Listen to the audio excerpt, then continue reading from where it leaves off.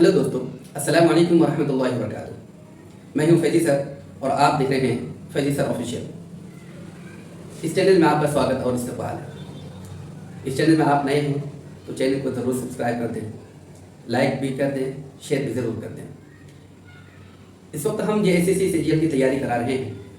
इस चैनल के ज़रिए से JSSC CGL के जितने भी उर्दू सब्जेक्ट के जितने भी किस्म के सवालात बन सकते हैं, सारे सवालात की तैयारी कराई जाती है और उस सब्जेक्ट के जितने भी शिक हो सकती है, सारे शिकों की इस चैनल के ज़रिए से आप ज़रूर पाएंगे।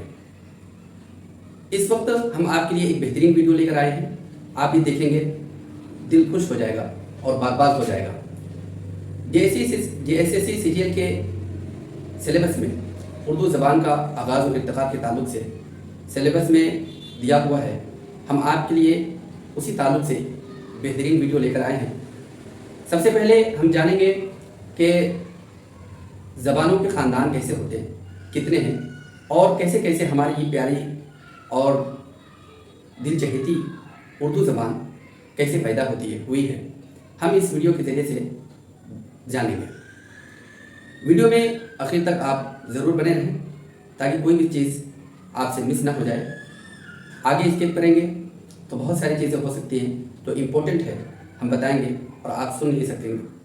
उस वीडियो में आप ज़रूर बने रहें आखिर तक ताकि कोई भी चीज़ आपसे छूट ना पाए। चलते हैं, वीडियो शुरू करते हैं। सबसे पहले जानते हैं दोस्तों कि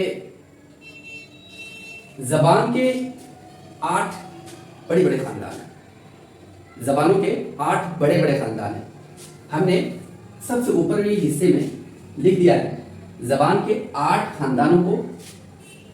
लिखा हुआ है सामी ज़बान, अफ्रीकी बांतू, द्राविड़ी ज़बान, हिंद यूरोपी ज़बान, हिंद चीनी, मलायाई, मुंडा, अमेरिका अहद कदीम। ये है ज़बान, ये ज़बान के ख़ानदान हैं।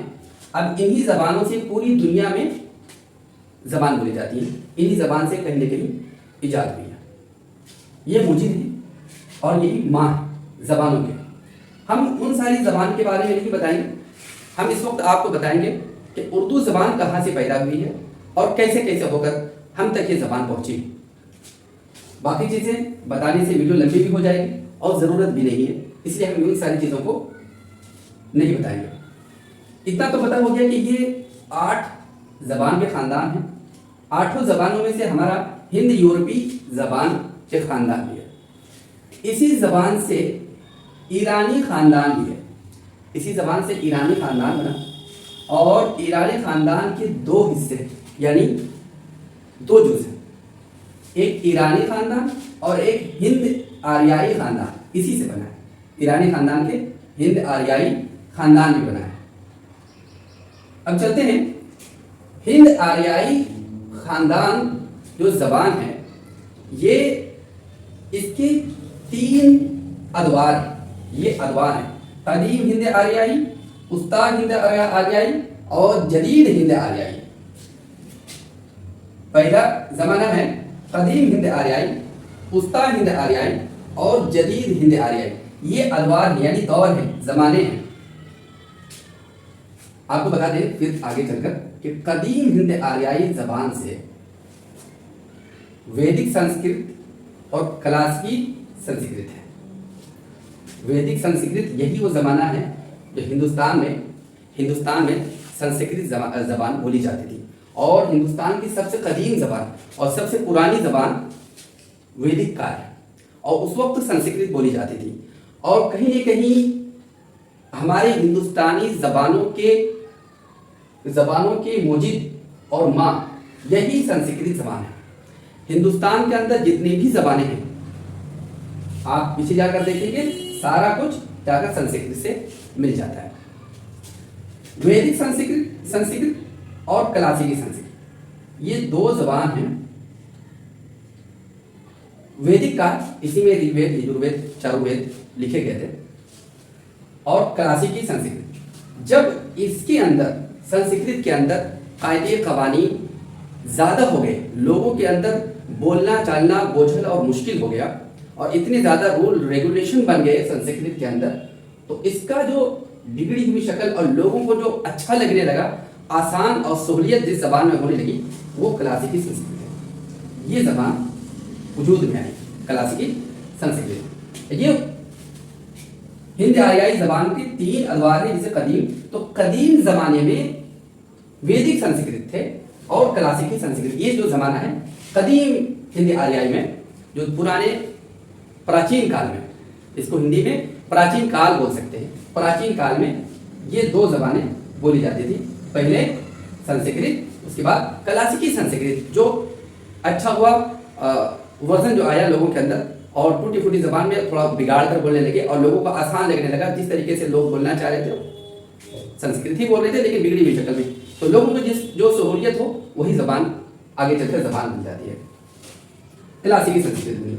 अब यही से होकर जब दूसरा दौर आता है, बीच वाला दौर आता है, उस्ता दौर आता है, तो इसी जबान से जब 500 साल बीत गए, तो उस्ता जब बीच मिडिल जमाना आया, तो इतनी जबानें तैयार हुई। शोरसेनी प्राकृत, मागधी प्राकृत, अर्धमागधी प्राकृत, महाराष्ट्री प्राकृत और पेशाजी प्राकृत। ये 1 2 3 4 5 जबान मिडिल आध में और बीच वाले जमाने में बनी। इसी संस्कृत को क्लासिकी संस्कृत में भी जब लोग ज्यादातर बोलने लगे, क्लासिकी संस्कृत जब लोगों में बोलचाल आम हो गया और ज्यादा लोग बोलने लगे, तो इसके अंदर भी बहुत सारे कायदे और कवानीन आ गए, बहुत सारे रूल रेगुलेशन घुसेड़ दिए गए, और उसके बाद ये जबान से लोग दूर हटते गए और कटते गए, और उसके बाद ये जबान 500-1000 साल के बाद ये जबान बनती हैं। 5 जबान, 1 2 3 4 और 5 ये जबानें बनती हैं। शोरसेनी प्राकृत, मागधी प्राकृत, अर्धमागधी प्राकृत, महाराष्ट्री प्राकृत और पेशाजी प्राकृत। ये जबान अब तैयार होगी, लोगों में बोलचाल इस तरीके से हो गया। अब ये एरिया अलग अलग है, एरियाज अलग अलग एरियाज में अलग अलग प्राकृत ही बोलते थे। इस क्लासिकी संस्कृत से प्राकृत भाषा बन गई। अब इससे पहले पाली जबान भी आई थी, पाली जबान, उसके बाद प्राकृत जबान बनी। जब लोगों के अंदर ये जबान और पाली जबान मुश्किल हो गई थी, तब ये प्राकृत भाषा बनी, पांचों। अब अलग अलग जगह पर, अलग अलग एरिया में, अलग अलग जगह पर प्राकृत ही भाषा, लेकिन अलग अलग एरिया की वजह से अलग अलग नाम इसके पड़ गए। शोरसेनी प्राकृत, मागधी प्राकृत, अर्धमागधी प्राकृत, महाराष्ट्री प्राकृत और पेशाजी प्राकृत। अब इसी जबान में जब और ज्यादा बिगाड़, लोग बिगाड़ कर बोलने लगे, बोली बन गई धीरे धीरे। अब उस जबान में लोग ज्यादातर बोलने लगे, तो अब ये जबान की शक्ल इख्तियार कर गई। जब ज्यादातर लोग बोलने लगे इसके अंदर एक जबान की शक्ल इख्तियार करती है। अब यही जबान प्राकृत जबान, अब उसका जो नाम पड़ता है अपभ्रंश नाम पड़ता है।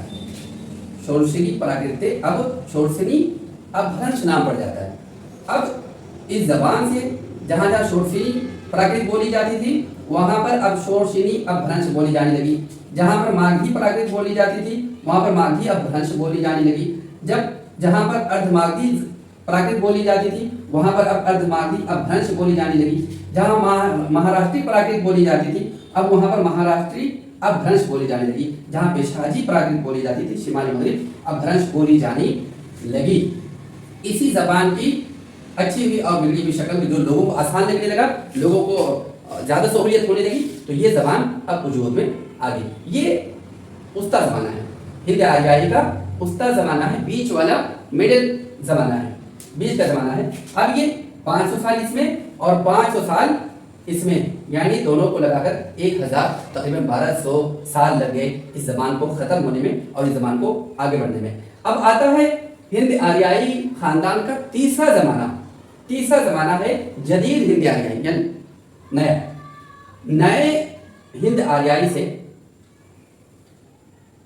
6 जबानें बनती है। अब ये बताऊंगा मैं, शोरसेनी अपभ्रंश से जब और ज्यादा निखार आया, लोगों को जिस तरह से सहूलियत हो सकती थी, जिस तरह से लोगों को भाषा मिलाकर बोली जा सकती थी, लोगों को बस आगे वाले को समझ में आ जाए, अपने घर में, अपने दोस्तों में, अपने यारों में जिस तरह से बात समझ में आ जाए, एक नई जबान इख्तियार कर जाती है, अब वो अलग बन जाती है।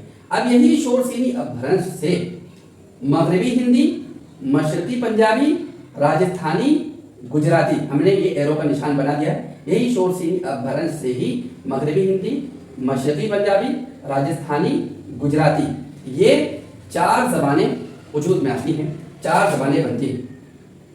अब इसी मगरबी हिंदी से बहुत इंपॉर्टेंट है, आप अपनी कॉपी में नोट करते चले जाएं, ये जो खाका बना हुआ है बहुत इंपॉर्टेंट है और बहुत ही लाजवाब भी है, आपको इस तरह से कहीं नहीं मिलेगा। मगरबी हिंदी, अब शोरसीनी अपभ्रंश से ही मगरबी हिंदी, मशरकी पंजाबी, राजस्थानी और गुजराती बनती है। अब मगरबी हिंदी से 5 जबानें बनती हैं, मगरबी हिंदी से 5 जबानें बनती हैं, इस तरह से आप देख लें, मगरबी हिंदी से 5 जबानें बनती हैं। ब्रिज भाषा, खड़ी बोली, कन्नौजी, बुंदेली और हरियाणवी। इन भाषा, सभी भाषा इंपॉर्टेंट है उर्दू के लिए। आगे वीडियो में एक वीडियो और बनाऊंगा इसके आगे का, या फिर कैसे आगे बढ़ी, उस वीडियो के लिए आप इंतजार भी करें। और चैनल में अब तक चैनल को सब्सक्राइब नहीं किए तो चैनल को सब्सक्राइब भी कर दें।